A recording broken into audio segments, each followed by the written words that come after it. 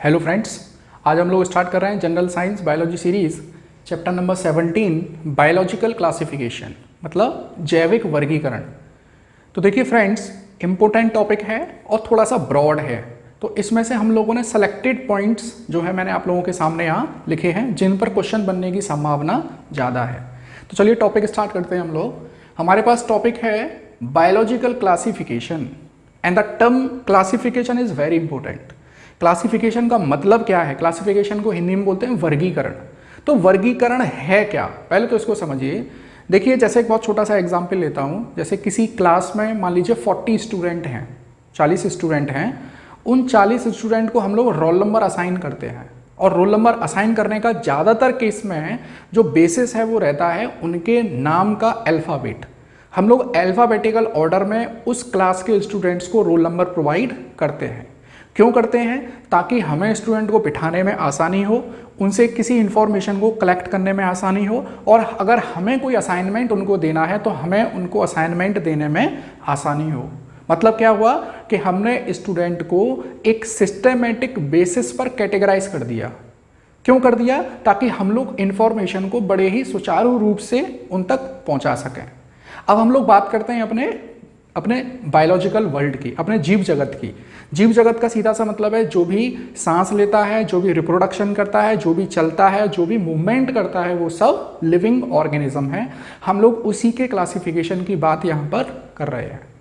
तो देखिए, अब हमारी पृथ्वी पर मिलियंस स्पीसीज है, बहुत लाखों प्रकार की प्रजातियां पाई जाती हैं जंतुओं की और पेड़ पौधों की। तो हमें उनको सिस्टमेटिक तरीके से पढ़ना बहुत ही ज़रूरी है, क्योंकि बहुत ज़्यादा नंबर है हमारे पास। उसको एक प्रॉपर सीक्वेंस में पढ़ने के लिए हमें उनका वर्गीकरण करना बहुत ज़रूरी है। और वर्गीकरण है क्या? जैसे मैंने बताया कि किसी स्टूडेंट की क्लास को हम लोग अल्फ़ाबेटिकल ऑर्डर में रोल नंबर प्रोवाइड करते हैं। ऐसे ही हम लोग जीव जंतुओं की मैं बात कर रहा हूँ तो इसमें पेड़ पौधे और बाकी के जो चीज़ें हैं सब शामिल हैं जो भी लिविंग हैं। हम लोग जीव जंतुओं को उनकी शारीरिक बनावट के आधार पर और उनके द्वारा किए गए कार्य के आधार पर वर्गीकृत कर देते हैं, उनको क्लासिफाई कर देते हैं। दो इंपॉर्टेंट बेसिस हैं। कौन सा?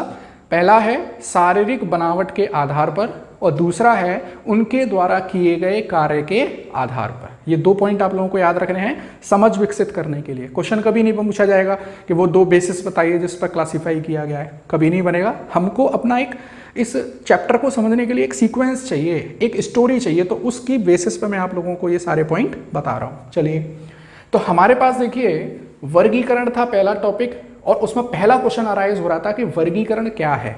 तो क्या है वर्गीकरण? कि जीव जंतुओं को उनकी शारीरिक बनावट और उनके द्वारा किए गए कार्य के आधार पर अलग अलग कैटेगरी में डिवाइड कर दिया, वो है वर्गीकरण। आधार क्या है मैंने उसी में बता दिया, शारीरिक बनावट और उनके द्वारा किए गए कार्य। ठीक है, अब वर्गीकरण का ऑब्जेक्टिव क्या है? हमको वर्गीकरण करने की आवश्यकता क्यों पड़ी? जैसा कि हमने स्टार्टिंग में बात की कि पृथ्वी पर बहुत सारी प्रकार की, बहुत लाखों प्रकार की स्पीसीज पाई जाती हैं जीव जंतुओं की। तो अगर हम लोग इनको सिस्टमेटिक तरीके से पढ़ना चाहते हैं और इनके विकास क्रम को समझना चाहते हैं, बायोलॉजिकल एवोल्यूशन पैटर्न को समझना चाहते हैं, जैसे कि हम लोगों ने प्रीवियस वीडियोस में बात करी थी जिसमें हम लोगों ने एवोल्यूशन ऑफ मैन की बात करी थी, जिसमें जियोलॉजिकल टाइम स्केल की बात करी थी। तो हमने वहाँ डिस्कस किया था कि हमारी जो पृथ्वी है वो 4.6 बिलियन ईयर्स एगो बन चुकी थी, और उसमें से जो 4 अरब वर्ष हैं वहाँ से जीवन की शुरुआत हुई थी। और फिर हम लोगों ने उनको अलग अलग कैटेगरी में डिवाइड किया, तब जाके सिस्टमेटिक तरीके से हमने उतने बड़े कालखंड को समझा था। तो बायोलॉजिकल क्लासिफिकेशन का, जैविक वर्गीकरण का हमारा मुख्य उद्देश्य क्या रहा कि जो जीव जंतुओं में विकास क्रम हुआ है उसके पैटर्न को समझना, और एक जाति के और दूसरी जाति के जानवरों के पैटर्न में के विकास में जो विकास क्रम है उसके पैटर्न में क्या समानता है और क्या डिससिमिलरिटी है, इस सभी का अध्ययन करना। That is the main objective of biological classification.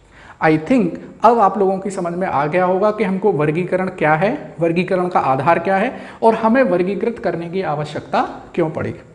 अभी थोड़ी सी देर में हम लोग ये भी बात करेंगे कि वर्गीकरण में कितने स्टेप्स होते हैं। हम लोग कितने स्टेप्स में अगर किसी ऑर्गेनिज्म को, किसी जीव को क्लासीफाई करना चाहते हैं तो उसमें क्या क्या स्टेप हमको इन्वॉल्व करने पड़ते हैं, देखेंगे थोड़ी देर में ही। तो देखिए वर्गीकरण के इतिहास के बारे में अगर मैं बात करूं तो देखिए सबसे पहले एक साइंटिस्ट आए थे, दैट इज कैरोलस लीनियस। मैंने नाम लिखा हुआ है यहाँ पर, कैरोलस, पूरा नाम था कैरोलस लीनियस। इन्होंने क्या किया कि पृथ्वी पर जितने भी जीव हैं, जितने भी जीव जंतु हैं, उनको 2 किंगडम में बांट दिया। अच्छा, अब यहाँ से मतलब है किंगडम क्या है? किंगडम का मतलब होता है जगत, मतलब पादप जगत और जंतु जगत। तो कैरोलस लीनियस ने सर्वप्रथम पृथ्वी पर पाए जाने वाले जीव जंतुओं को 2 बड़ी कैटेगरी में डिवाइड कर दिया, जिसको जगत कहते हैं, पादप जगत और जंतु जगत। किसने किया? Carolus Linnaeus. इनकी एक बुक थी, उस बुक का नाम याद रखेंगे आप लोग। कैरोलस लीनियस की एक बुक थी, that is Systema Naturae, NATURAE, Systema Naturae. ये किसकी बुक थी? कैरोलस लीनियस की बुक थी। हम लोगों ने कुछ दिन पहले वो पढ़ा था चार्ल्स डार्विन, और डार्विन की एक बहुत इंपॉर्टेंट बुक है, that is origin of species. याद रखेंगे, ये बुक्स पूछ सकते हैं कभी। तो देखिए सबसे पहले किस साइंटिस्ट ने ट्राई किया? कैरोलस लीनियस ने। उनकी बुक थी सिस्टम नेचुरी, उसमें उन्होंने पूरे जीव जंतुओं को 2 जगत में बांट दिया, पादप जगत और जंतु जगत। उसके बाद एक साइंटिस्ट आए, हैकल। इन्होंने क्या किया? इन्होंने 2 जगत को बढ़ाकर 3 जगत कर दिया, पादप जगत, जंतु जगत, और एक और इंट्रोड्यूस कर दिया, दैट इज प्रोटिस्टा। प्रोटिस्टा, यहां पे लिख रहा होगा नाम प्रोटिस्टा। देखिए ये है प्रोटिस्टा। किसने इंट्रोड्यूस किया? हैकल ने। उसके बाद एक और जगत जोड़ दिया गया, किसने जोड़ा? कोपलैंड ने। इन्होंने क्या जोड़ा? इन्होंने मोनेरा को इसमें जोड़ दिया। देखिए सबसे पहले 2 किंगडम आया, उसके बाद 3 किंगडम, उसके बाद 4 किंगडम, फिर आ गया 5 किंगडम। सबसे पहले थे पादप जगत, जंतु जगत, ठीक है। फिर तीसरा जब आया तो उसमें जोड़ दिया गया प्रोटिस्टा। जब चौथा आया तो उसमें जोड़ दिया गया मोनेरा, और जब 5वां आया तो उसमें जोड़ दिया गया फंजाई। तो कुल कितने हो गए? 5 हो गए, ठीक। तो 5 किंगडम क्लासिफिकेशन हमको दिया गया, एक साइंटिस्ट थे R.H. Whittaker, R.H. विटेकर। और ये क्लासिफिकेशन सर्वमान्य है। आज भी हम जो क्लासिफिकेशन पढ़ते हैं वो R.H. विटेकर का 5 किंगडम क्लासिफिकेशन पढ़ते हैं, और ये बहुत ही इंपॉर्टेंट पॉइंट है, इस पर क्वेश्चन बनता है, ठीक है। R.H. विटेकर ने 5 किंगडम क्लासिफिकेशन दिया था। चलिए अब मैं बात करता हूं यहां पर जीवों को वर्गीकृत करने के जो 4 स्टेप हैं वो क्या है। मान लीजिए आज के समय, राइट नाउ, हमको एक ऑर्गेनिज्म मिलता है कहीं, तो सबसे पहले हम लोग क्या करेंगे? हम लोग सबसे पहले उसका आइडेंटिफिकेशन करेंगे। आइडेंटिफिकेशन के बाद उसको क्लासिफाई करने की कोशिश करेंगे कि ये किस में आ सकता है। मान लीजिए कोई हमको कीड़ा मिल गया, तो कीड़ा मिल गया इसका मतलब वो कीड़े वाले ग्रुप में आना चाहिए। अब कीड़े वाले ग्रुप में भी बहुत सारी सब कैटेगरी बनी होंगी, तो हम लोग उसको वहाँ क्लासीफाई करेंगे, फिर उसको नाम देने की कोशिश करेंगे, और फिर हम लोग जाते हैं टैक्सोनॉमी पर। टैक्सोनॉमी को देखो मैं हिंदी में बता दूं, आइडेंटिफिकेशन का मतलब है पहचान करना। तो सबसे पहले पहचान होगी, फिर उसको वर्गीकृत करना, फिर उसका नामकरण करना, और फिर उसके बाद आना टैक्सोनॉमी पर। टैक्सोनॉमी का मतलब है वर्गीकी। वर्गीकी का मतलब क्या है कि हम उसको, उस जीव को इस आधार पर, इस टैक्सोनॉमिकल हिरार्की में हम लोग उसको बांटेंगे। उसकी स्पीसीज क्या है, जीनस क्या है, फैमिली क्या है, ऑर्डर, ये सारी चीजें हम लोग डिस्कस करते हैं। तो आप लोगों को क्या 4 सीक्वेंस याद रखने हैं? सबसे पहले I फॉर आइडेंटिफिकेशन, ICNT, इसको शॉर्ट ट्रिक में याद रख सकते हैं। I for identification, C for classification, N for nomenclature, और T फॉर टैक्सोनॉमी। तो ICNT। चलिए अब मैं इसमें इंपॉर्टेंट जो पॉइंट है नोमेनक्लेचर, उसकी बात करता हूं। जीव जंतुओं को नाम देने का जो मेथड था वो दिया साइंटिस्ट लीनियस ने ही दिया, और लीनियस ने जो नाम दिया उस नाम के 2 पार्ट हुआ करते थे। एक होता था जीनस नेम और एक होता था स्पीसीज नेम। हम लोग अभी बात करेंगे इस बारे में ही ज़्यादा। तो देखिए कैरोलस लीनियस ने बाइनोमियल नोमेनक्लेचर शुरू किया, जिसमें पहले लिखा जाता है जीनस का नाम और फिर लिखा जाता है स्पीसीज का नाम। जीनस के नाम को लिखते हैं कैपिटल लेटर में और स्पीसीज के नाम को लिखते हैं स्मॉल लेटर में, और इटैलिक फॉर्मेट में लिखा जाता है। किसमें? इटैलिक फॉर्मेट में। चलिए तो बाइनोमियल नोमेनक्लेचर किसने दिया? कैरोलस लीनियस ने दिया, ठीक। चलिए तो इस नोमेनक्लेचर के मैं 1-2 एग्जाम्पल आपको बता दूं। जैसे हम लोग हैं ह्यूमंस, हमारा जो साइंटिफिक नेम है दैट इज होमो सेपियंस। होमो क्या है? जीनस का नाम है। सेपियंस क्या है? स्पीसीज का नाम है। ऐसे मान लीजिए मुझको टाइगर का नाम देना है तो पैंथेरा टिग्रिस। पैंथेरा क्या है, जीनस का नेम है, टिग्रिस क्या है, उसकी स्पीसीज का नाम है। ऐसे ही मान लीजिए और हमको जैसे मटर, एक मटर पौधा जानते हैं आप लोग, उसको नाम देना है तो पाइसम सेटाइवम। जो पाइसम है वो जीनस का नेम है और जो सेटाइवम है वो स्पीसीज का नाम है। तो ऐसे ही बहुत सारे ऑर्गेनिज्म, जीव जंतुओं के साइंटिफिक नेम किसने दिए, कैरोलस लीनियस ने दिए, जिसको बाइनोमियल नोमेनक्लेचर बोला जाता है। इसीलिए फादर ऑफ टैक्सोनॉमी को हम लोग किसको बोल देते हैं, कैरोलस लीनियस को बोल देते हैं, कैरोलस लीनियस में। चलिए अब देखिए, जब हम लोग जीव जंतुओं के वर्गीकरण की बात करते हैं तो सबसे इंपॉर्टेंट कौन सा किंगडम क्लासिफिकेशन है, 5 किंगडम क्लासिफिकेशन। और उसके जब ऑर्डर की बात करते हैं, उसके हिरार्की की बात करते हैं। हिरार्की का मतलब है कि नीचे से ऊपर की ओर पैटर्न क्या है। हिरार्की का मतलब होता है पदानुक्रम, हिंदी में बोलते हैं पदानुक्रम। जैसे किसी विभाग की अगर हम लोग हिरार्की की बात करें, पुलिस विभाग में है, अगर हम लोग हिरार्की की बात करें, constable, head constable, ASI, SI, SHO, then CO, then SP, then SSB, then IG, then DIG, इस तरह से हम लोग आगे बढ़ते हुए जाते हैं। अब यहाँ देखिए, हम लोग किसी भी जीव को वर्गीकृत करते हैं तो उसके वर्गीकरण की जो निम्नतम स्तर है वो है स्पीसीज। स्पीसीज को हिंदी में बोलते हैं, याद रखना, स्पीसीज को हिंदी में बोलते हैं जाति। जैसे मैंने बोला होमो सेपियंस, तो जो सेपियंस है वो हमारी जाति है, और होमो क्या है, वो जीनस का नेम है। तो देखिए, स्पीसीज का मतलब है जाति, जीनस का मतलब है वंश, फैमिली का मतलब है कुल, ऑर्डर का मतलब है गण, क्लास का मतलब है वर्ग, डिवीजन का मतलब है विभाग, फाइलम का मतलब है संघ, और किंगडम का हिंदी में मतलब है जगत।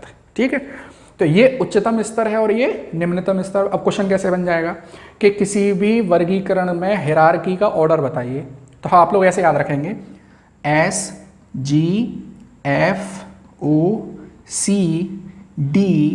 P और ये K, SGFOCD एंड PK, 2-3 बार आप लोग इसको बोलेंगे तो आप लोगों को ये लर्न हो जाएगा। चलिए अब एक चीज़ देखें, यहाँ पर मैंने एक ही ब्लॉक में 2 नाम लिख रखे हैं, डिवीज़न और फाइलम। देखिए, क्लास के बाद जैसे ही हम लोग डिवीज़न या फाइलम पे पहुँचते हैं तो डिवीज़न यूज़ किया जाता है पेड़ पौधों के लिए, जिसका हिंदी में मतलब होता है विभाग, और फाइलम यूज़ किया जाता है जंतुओं के लिए। तो ये हिरार्की में सेम ऑर्डर पर है। मतलब ये समझ लीजिए कि क्लास तक तो जो जीव हैं, जो जीव जंतु हैं और जो पेड़ पौधे हैं वो सेम चलते हैं। हम लोग डिवीज़न और फाइलम में उनको सेपरेट कर देते हैं। डिवीज़न किया जाता है पेड़ पौधों में, जिसको विभाग बोलते हैं, और फाइलम का मतलब है संघ, जिसमें हम लोग जंतुओं को डिवाइड करते हैं, और सबसे ऊपर आता है किंगडम, जिसको हिंदी में बोलते हैं जगत, इसको बोलते हैं जगत। ठीक है, तो देखिए आप लोग कुछ इंपॉर्टेंट साइंटिफिक नेम अपनी किसी रिफ्रेशर वगैरह में देख सकते हैं, जैसे ह्यूमन का, मानव का क्या है, टाइगर का क्या है, गुलाब का क्या है ना, डॉग का क्या है, कैट का क्या है, ये आप लोग पढ़ सकते हैं किसी में भी। वो लिस्ट मैं यहाँ पे आप लोगों को नहीं बन पाऊंगा।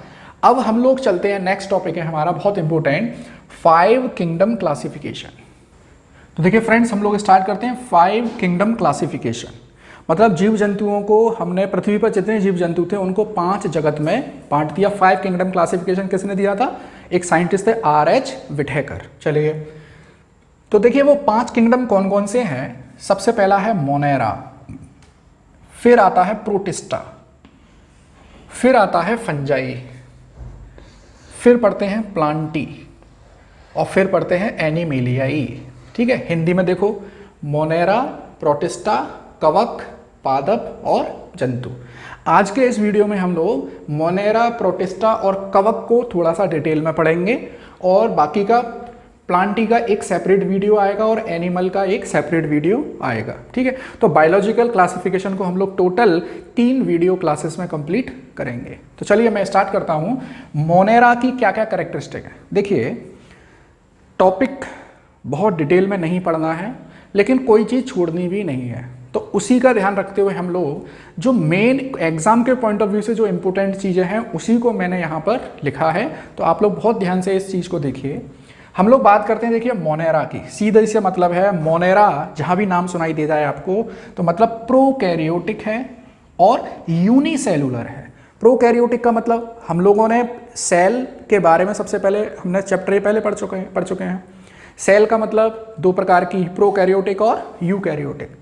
प्रोकैरियोटिक सेल या प्रोकैरियोटिक प्रकार की कोशिका वो है जिसमें जो न्यूक्लियस है, जो केंद्रक है, उसके ऊपर केंद्रक झिल्ली नहीं पाई जाती है और उसका जो केंद्रक है वो विकसित भी नहीं होता है। मतलब जो पुरातन टाइप की कोशिका है उसको बोलते हैं प्रोकैरियोटिक। और यूनिसेलुलर है, एक कोशिकीय जीव जो होंगे वो सब मोनेरा में आएंगे।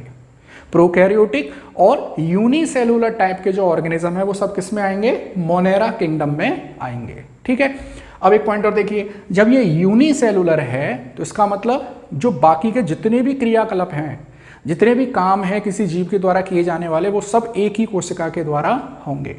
जैसे हमारे शरीर के अंदर तो सांस लेने का सिस्टम अलग है, डाइजेशन करने वाला सिस्टम अलग है, ब्लड सर्कुलेटरी सिस्टम अलग है, लेकिन जिसमें केवल एक ही कोशिका पाई जा रही है तो वही एक कोशिका सारे के सारे काम करती है। तो प्रोकैरियोटिक और यूनिसेलुलर प्रकार के ऑर्गेनिज्म होते हैं मोनेरा किंगडम में।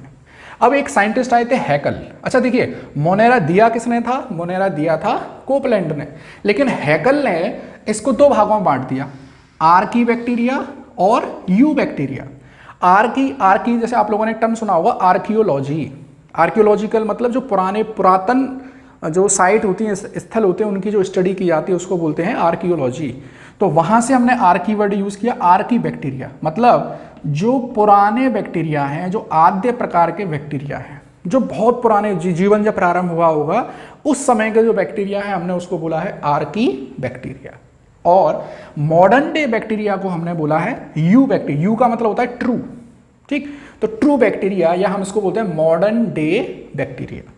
अब इसको समझिए, आर्की बैक्टीरिया अपना भोजन कैसे प्राप्त करते हैं? तो ये सब के सब केमी सिंथेसिस करते हैं या केमीट्रॉफिक हैं, ये केमिकल रिएक्शन के द्वारा अपने भोजन को प्राप्त कर लेते हैं। जैसे हमने इनको दो कैटेगरी में बांट दिया, ये मैथेनोजेंस। मैथेनोजेंस वो आर्की बैक्टीरिया हैं जो मीथेन बनाते हैं, जो मीथेन बनाएंगे उनको मैथेनोजेंस। और कुछ थे हेलोफाइल्स, जैसे समुद्र का पानी में बहुत ज़्यादा सॉल्ट पाए जाते हैं, ठीक है, तो उसको बोलते हैं सैलाइन वाटर या हेलो वाटर, ऐसे समझिए।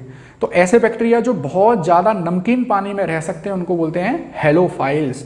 तो देखिए, आर्की बैक्टीरिया को मैंने दो कैटेगरी में बांट दिया है, मैथेनोजेंस जो मीथेन बनाते हैं, हेलोफाइल्स जो बहुत ही सॉल्ट वाटर में रह सकते हैं। ठीक है, अब देखिए यू बैक्टीरिया को या मॉडर्न डे बैक्टीरिया को हम लोगों ने फिर दो कैटेगरी में बांट दिया है, उनके भोजन ग्रहण करने के आधार पर।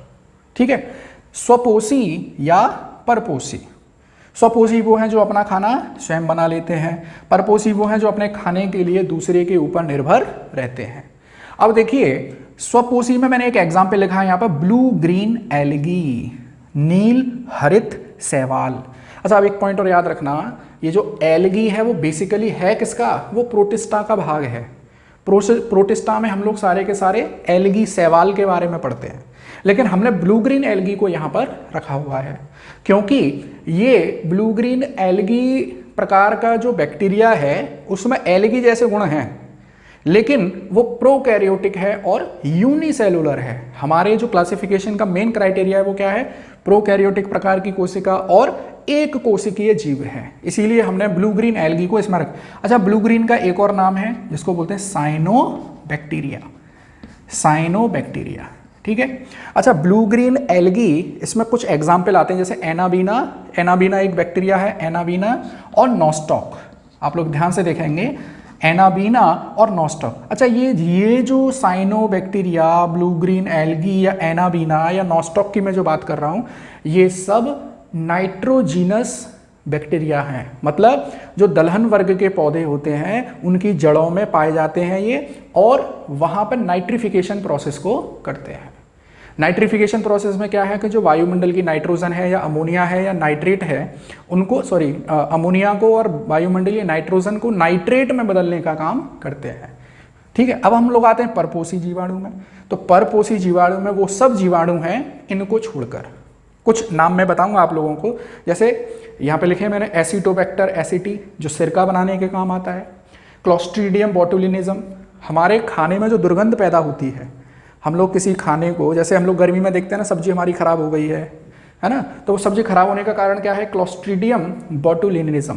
ठीक है, तो सपोसी बैक्टीरिया, ब्लू ग्रीन एल्गी या साइनोबैक्टीरिया को छोड़कर जितने भी बैक्टीरिया हैं वो सब के सब हेट्रोट्रॉप्स हैं, सबके सब परपोषी जीवाणु हैं। चलिए अब हम लोग बात करते हैं कि ये रिप्रोडक्शन कैसे करते हैं, इनका जनन प्रक्रिया कैसा है। तो सीधी सी बात है, एक कोशिका है तो रिप्रोडक्शन सिस्टम तो डेवलप हुआ नहीं है। तो ये सबसे सिंपल जो रिप्रोडक्शन है जिसको बोलते हैं एसेक्सुअल रिप्रोडक्शन या अलैंगिक जनन। देखिए ये अलैंगिक जनन हम लोग इससे पहले वाले वीडियो में डिस्कस कर चुके हैं। तो ये वाला चैप्टर मैंने सबसे लास्ट में इसीलिए लिया है क्योंकि इससे पहले बहुत सारी चीज़ों को समझने की ज़रूरत थी, वो हम लोग पहले डिस्कस कर चुके हैं। ठीक है, रटने की ज़रूरत नहीं है। अगर आप लोग वीडियोज़ इससे पहले की वीडियो नहीं देखे हैं तो डेफिनेटली आप लोग वो वीडियो देखेंगे, तभी ये क्लास आप लोगों के समझ में आएगी। ठीक है, तो देखिए अलैंगिक जनन करते हैं, एसेक्सुअल रिप्रोडक्शन करते हैं, और एसेक्सुअल रिप्रोडक्शन भी कई प्रकार का है। उसमें ये बाइनरी फिजन टाइप का रिप्रोडक्शन करते हैं। किस प्रकार का? बाइनरी फिजन, मतलब एक कोशिका बीच में से टूट जाएगी और उससे दो जीव बन जाएंगे। तो अलैंगिक जनन करते हैं, और इनकी जो कोशिका भित्ति है, जीवाणुओं की जो कोशिका भित्ति है, सेल वॉल है, वो म्यूरिन की बनी होती है। म्यूरिन हम लोगों ने जब कोशिका वाला चैप्टर पढ़ा है वहां पर भी मैंने डिस्कस किया है। म्यूरिन को ही पेप्टिडोग्लाइकेन बोलते हैं। बहुत इंपॉर्टेंट पॉइंट है, जीवाणुओं की कोशिका भित्ति किसकी बनी होती है? ऑप्शन में कभी पेप्टिडोग्लाइकेन मिल जाएगा या उसका दूसरा नाम म्यूरिन मिल जाएगा। तो आपको याद रखना है पेप्टिडोग्लाइकेन और म्यूरिन एक ही चीज है। ठीक, अब हम लोग आते हैं कि जीवाणुओं की खोज सबसे पहले किसके द्वारा की गई। तो एक साइंटिस्ट थे ल्यूवेनहॉक। इन साइंटिस्ट ने ल्यूवेनहॉक ने बैक्टीरिया की खोज की, और बैक्टीरिया या जीवाणुओं के अध्ययन की जो ब्रांच है उसको बोलते हैं बैक्टीरियोलॉजी। तो फादर ऑफ बैक्टीरियोलॉजी कौन बन गए? फादर ऑफ बैक्टीरियोलॉजी बन गए ल्यूवेनहॉक। फिर हम लोग बात करते हैं, एक साइंटिस्ट थे लुई पास्चर।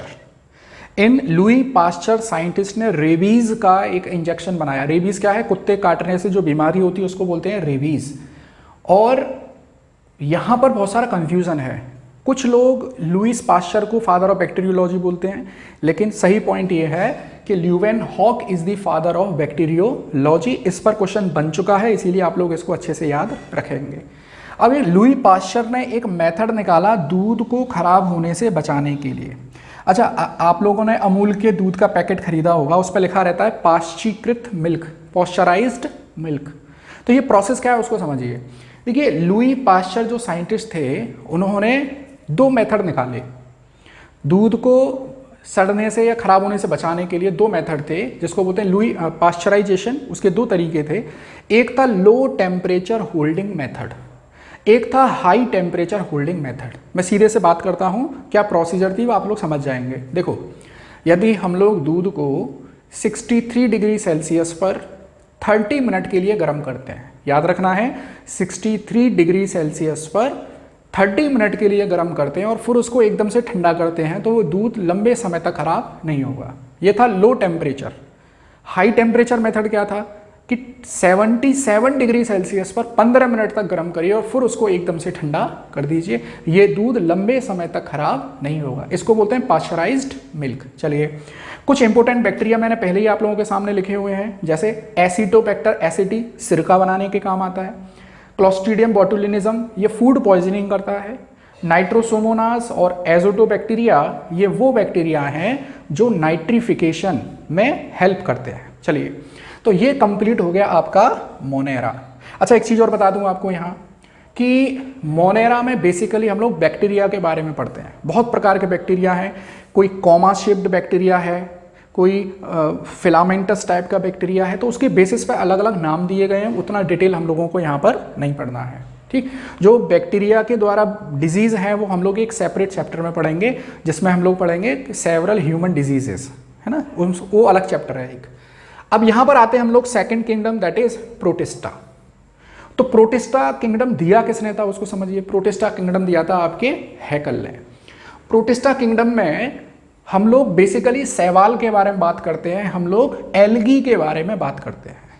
तो प्रोटिस्टा के बारे में सबसे इंपॉर्टेंट बात क्या याद रखनी है कि दिस इज यूकैरियोटिक और यूनिसेलुलर। ये कैसा है? प्रोकैरियोटिक। ये कैसा है? यूकैरियोटिक। कोशिका दो प्रकार की हैं, प्रोकैरियोटिक, यूकैरियोटिक। मेन डिफरेंस क्या है आप लोग वो सेल वाला वीडियो जाकर देख सकते हैं। फिर है यूनिसेलुलर, एक कोशिकीय है, एक कोशिकीय तो ये भी है, लेकिन ये यूकैरियोटिक प्रकार की सेल है जिसमें जो न्यूक्लियस है वो फुली डेवलप है, जो कोशिका है उसके ऊपर झिल्ली बनी हुई है, उसको बोलते हैं न्यूक्लियस के ऊपर झिल्ली बनी हुई है। अब देखिए हम लोग मेनली हम लोग यहाँ पर एल्गी की बात करते हैं। प्रोटिस्टा जो वर्ग है, जो जगत है, वो बेसिकली किसके लिए है? एल्गी के लिए है। अब देखिए एल्गी जो रिप्रोडक्शन करते हैं वो दोनों प्रकार का रिप्रोडक्शन है। वो सेक्सुअल रिप्रोडक्शन भी करते हैं और एसेक्सुअल प्रकार का रिप्रोडक्शन भी करते हैं। सेक्सुअल रिप्रोडक्शन क्या है? जिसमें सेक्स ऑर्गन इन्वॉल्व है।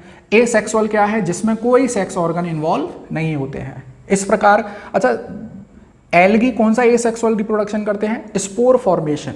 चलिए अब हम लोग देखते हैं इसके एग्जाम्पल के बारे में। एग्जाम्पल देखिए, डायटम्स जिसका पूरा नाम है dinoflagellates, Euglena, chlorella, slime moulds और प्रोटोजोअन प्रोटिस्ट, ये सब के सब एल्गी हैं और जो प्रोटिस्टा जगत में आते हैं। अब देखिए डायटम्स और यूग्लिना तो हैं स्वपोषी, ये अपना भोजन खुद बना लेते हैं। क्वेश्चन ऐसे बनते हैं कि ऐसे शैवाल के नाम बताइए जो अपना भोजन खुद बना लेते हैं, तो डायटम्स और यूग्लिना।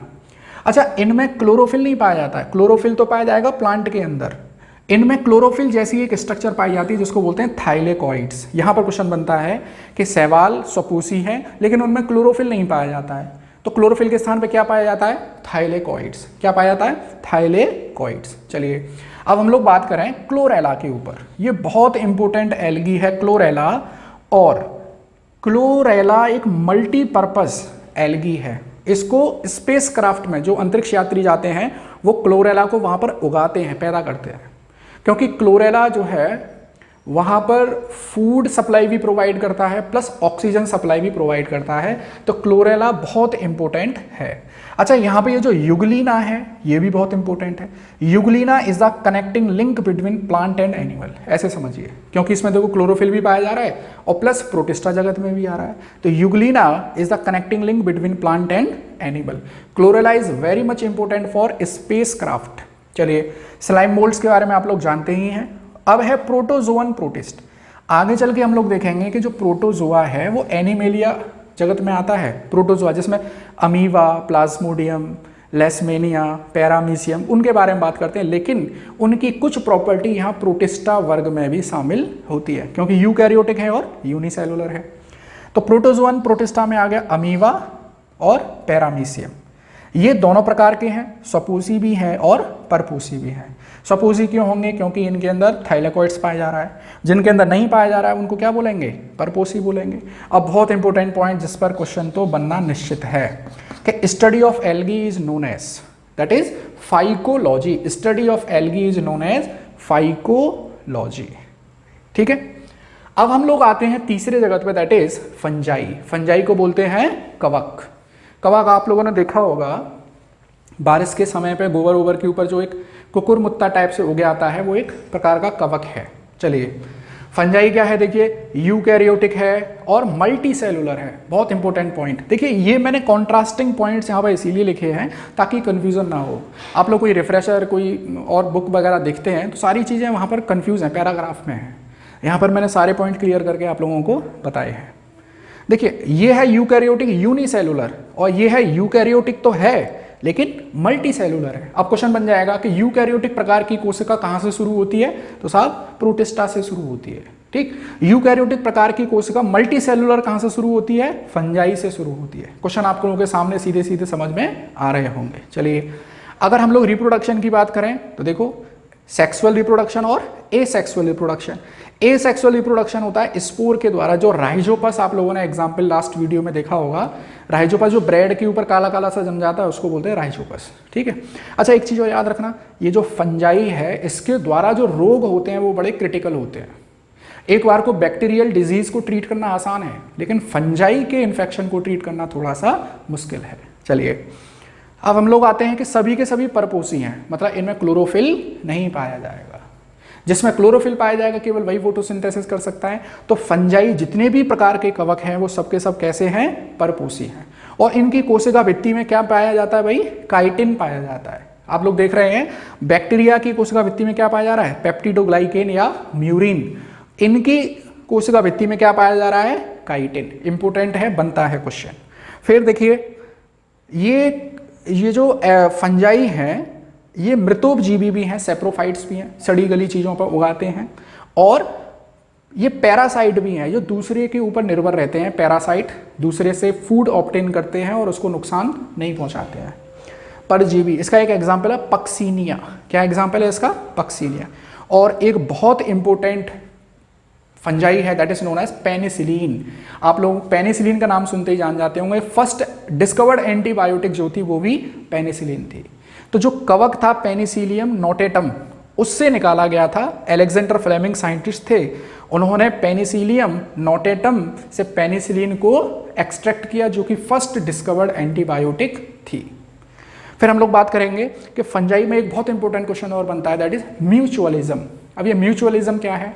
देखिए, कई प्रकार के जीवों में आपस में इंटरेक्शन होता है। जैसे हम लोग समाज में रहते हैं तो बहुत सारे लोगों से हमारे संबंध बन जाते हैं जिससे दोनों को फायदा होता है। ऐसे ही फंजाई भी एक प्रकार का म्यूचुअलिज्म शो करता है, सहजीवी संबंध शो करता है। किसके साथ? एल्गी के साथ। तो देखो, फंजाई और एल्गी का जो म्यूचुअलिज्म है उसको बोलते हैं लाइकेन। अब ये लाइकेन क्या है?